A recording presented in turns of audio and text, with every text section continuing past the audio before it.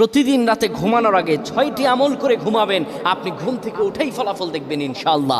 ঘুম থেকে উঠে আল্লাহর কসম করে বলে আপনি ফলাফল দেখবেন।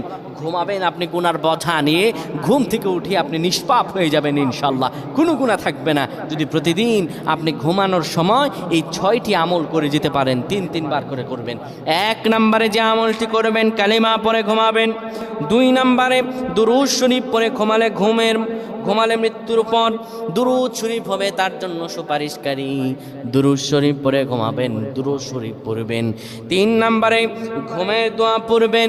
ঘুমের দোয়া পড়ে যদি ঘুমাতে পারেন, সারা রাত ইবাদত করার সওয়াব আল্লাহ আমলনামায় দিয়ে দিবেন। 4 নম্বরে আয়াতুল কুরসি পড়ে ঘুমাবেন।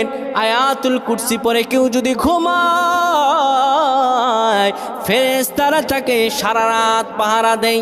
ফেরেশতারা তাকে সারা রাত পাহারা দেয়। আয়াতুল কুরসি পড়ে ঘুমাবে।